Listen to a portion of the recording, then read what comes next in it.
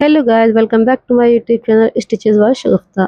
कैसे हैं आप सब? उम्मीद करती हूँ अच्छे ही होंगे। तो यहाँ पर मैंने फर्स्ट पार्ट में अपनी सादा सलवार की कटिंग सिखाई हुई थी एंड इस पार्ट में हम सेकंड पार्ट में हम इसकी स्टिचिंग सिखाएंगे।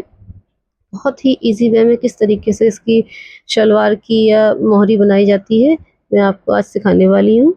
तो हम स्टार्ट करते हैं अपनी वीडियो को।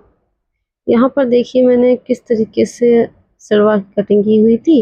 अब मैं इसकी स्टिचिंग स्टार्ट करती हूँ। देखिए मैंने पार्ट के ऊपर अपने जो है कली को रख लिया है, इस तरीके से अरेंज कर कर आपको स्क्रीन पर शो हो रहा है और मैं इससे इजी स्ट्रेट लाइन से सिल लूँगी। ठीक है, इसे सिलने के बाद आप देख सकते हैं, आपको अच्छे से समझ आ रहा होगा जिस तरीके से मैंने इसके एक साइड पर एक कली लगाई है, इसी तरीके से हम इसके दूसरे साइड पर दूसरी कली लगाएंगे।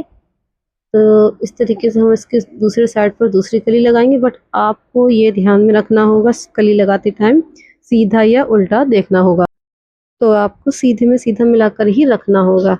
इस तरीके से देखिए मैंने अपने पार्ट के अगल बगल में दोनों कलियों को जोड़ लिया है।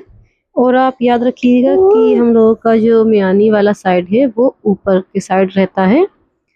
तो इस तरीके से देखिए मैंने जिस तरीके से एक पार्ट को अपने जोड़ लिया है दो कलियां लगाकर, उसी तरीके से दूसरे पार्ट में भी दो कलियां लगाकर जोड़ लूँगी। और यहाँ पर मैं लेकिन अब यहाँ पर मैं म्यानी को अटैच कर रही हूँ, तो आपको ये देखना होगा कि मैं एक ही पार्ट में दोनों म्यानी को अटैच कर रही हूँ, दोनों को एक दूसरे साइड।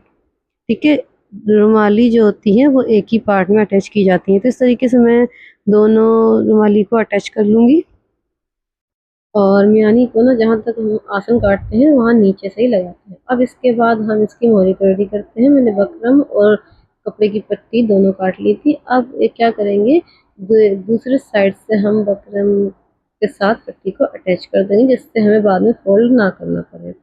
एंड जो हमारी कलियाँ हल्की बढ़ रही थी मैंने उसको कट कर दिया है।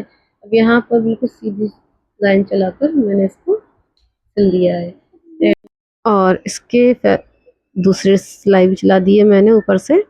तो देखिएगा अभी दूसरी सिलाई इसलिए चलाई, देखिए आसानी से ये फोल्ड हो गया। एंड अब हम उसके ऊपर जो सिलाई चलाएंगे वो कपड़े पर थोड़ा हाथ फेरते जाएंगे, जिससे उस पर सिकुड़न ना हो। तो इस तरीके से आप देख सकते हैं किनारी को फिनिशिंग से दबा देंगे और इस तरीके से एक हाथ से दबाते जाएंगे, एक हाथ से खींचते जाएंगे। तो ये हमारी फिनिशिंग से बिल्कुल फैब्रिक में सिकुड़न नहीं आएगी, बनकर रेडी हो जाएगी। अब यहाँ पर ये देखना है स्ट्रेट लाइन इस तरीके से चला जाती है। बूट को देखना होगा हमें, बूट से कपड़ा उस साइड को ना निकले, तो बिल्कुल स्ट्रेट लाइन हमारी बिल्कुल स्ट्रेट सिलाई चल जाती है। तो यही तरीका होता है हमारा स्ट्रेट सिलाई चलाने का। बूट को देखा जाता है, यहाँ वहाँ ना हो, बिल्कुल सीधा चलता जाए। तो इसी तरीके से मैंने दूसरी भी ऊपर की तरफ भी सिलाई लगा ली है। तो दूसरी सिलाई लगाने के बाद अब हम इसमें लाइन चलाएंगे। तो यहाँ पर एक लहरिया मैं चलाऊंगी। बिल्कुल देखिएगा आप, इस तरीके से कपड़े को हम यहाँ वहाँ करते जाएंगे और बिल्कुल धीमे धीमे चलाते चले जाएंगे, लहरिया बन जाएगा। तो अगर आप बिगनर्स हैं तो आप इसे पेंसिल की हेल्प से भी कर सकते हैं। तो इस तरीके से देख सकते हैं आप, मैंने एक लहरिया चला दिया। अब इसके बाद हमें उसी के अकॉर्डिंग डिज़ाइन बनानी है। जहाँ पर मैंने एक तरफ से अप किया हुआ था, दूसरी तरफ से सिलना स्टार्ट करेंगे और उसे भी अप डाउन तरीके से सिलेंगे। इस तरीके से सिलेंगे कि हमारी ये कली टाइप की बन जाए। देखिए आप किस तरीके से मैं चला रही हूँ मशीन, आप भी उसी तरीके से बिल्कुल धीमे धीमे चलाइएगा तो ये अच्छे से बन जाएगी। तो यहाँ पर ये इस तरीके से देखिए हमारी ये बनकर अच्छे से दूसरी भी सिलाई लगकर रेडी हो जाएगी। अब मैं आप अच्छा, इसमें ना मैं ये चटाई वाली डिज़ाइन बना रही हूँ। अब मैं इसमें तीसरी डिज़ाइन सिलाई जो चलाऊँगी वो देखिएगा आप, वो भी जहाँ से पहले चलाई थी वहीं से अब मैं फिर चलाऊँगी। जो अब देखिएगा ये साइड वाला एरिया जो खाली है, मैं आपको पेंसिल से चलाकर दिखाती हूँ किस तरीके से बनाएंगे। तो इस तरीके से यहाँ से सिलाई उठाएंगे और यहाँ पर अप करेंगे। ठीक है, तो इस तरीके से यहाँ पर और दूसरी साइड दूसरे से अप करेंगे यहाँ इस साइड। तो इसी तरीके से हम पूरी मतलब मोहरी में बनाते चले जाएंगे। आप पेंसिल से ड्रॉ कर लेंगे तो आपको दिक्कत नहीं होगी, बिल्कुल भी आसानी से ये बन जाएगी। तो आप देख सकते हैं किस तरीके से मैं ये से ड्रॉ कर रही हूँ। एंड जब स्टिचिंग करूँगी तो ये बहुत ही फिनिशिंग से और बहुत ही बढ़िया बनकर आएगी। जी, तो देखिए मैं अब यहाँ पर सिलाई चला रही हूँ और कपड़े को आपको यहाँ-वहाँ करना है, आसानी से चल जाएगा ये। ठीक है, तो गाइज़ अगर आपको मेरी वीडियो पसंद आती है तो प्लीज़ मेरी वीडियो को लाइक करिएगा एंड मेरे चैनल को सब्सक्राइब करिएगा, बेल आइकन दबाना मत भूलिएगा। मैं इसी तरीके से आपके लिए बहुत ही बढ़िया-बढ़िया वीडियोज़ लाती रहूँगी, जो बिगिनर्स भी उससे बना लें, इस तरीके से मैं उसे सिखाऊँगी। हालाँकि ये सादा सलवार कोई ज़्यादा मेहनत वाली नहीं होती, ना ही ज़्यादा कठिन होती, बट मैंने बिगिनर्स के लिए भी इसे डिटेल में सिखाया हुआ है। तो देखिएगा आप अब वहाँ से फिर से स्टार्ट करेंगे, जहाँ ये जगह छूटी हुई है वहाँ से अब करेंगे उसके सामने वाले से। इससे पहले मैंने जो सिलाई लगाई हुई थी उसके सामने वाली जगह देखिए आप कुछ एम्प्टी है, उसमें सिलाई लगाते जाएँगे। अब देखिए उस साइड से फिर दूसरे साइड की खाली है, तो मैं पेंसिल से ड्रॉ करके फिर से इस तरीके से बस उसी के अकॉर्डिंग आप चलाते चले जाएँगे।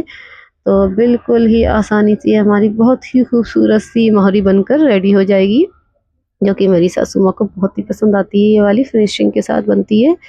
और आप भी प्लीज़ एक बार ज़रूर ट्राई कीजिएगा और अगर आपको कुछ भी ऐसा है जिसमें समझ नहीं आता है तो प्लीज़ मेरे कमेंट करिएगा, मैं आपको दूसरे तरीके से भी सिखाने की कोशिश करूँगी।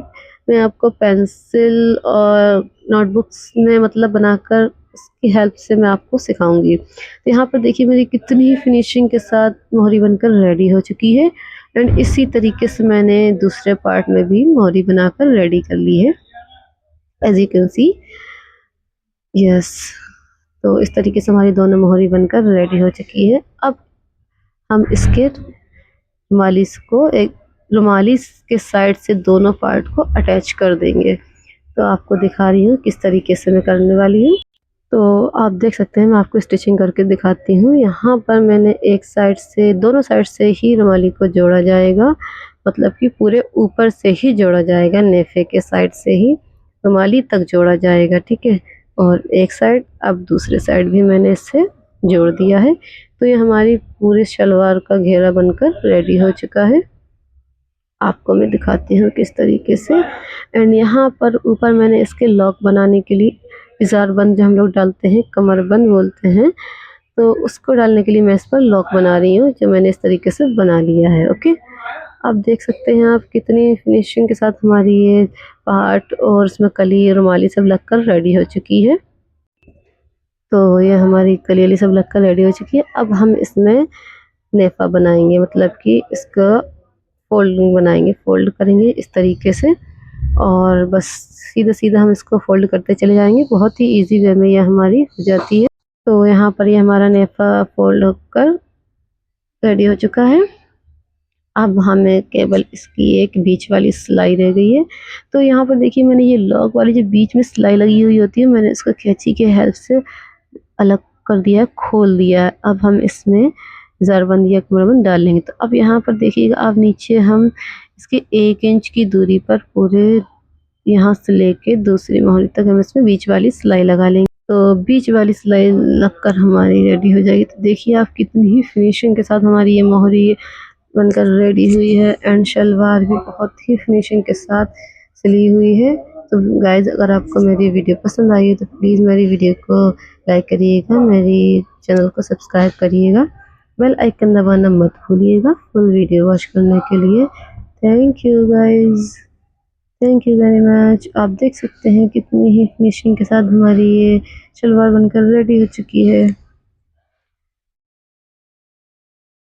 Stay tuned for next video. Thank you guys.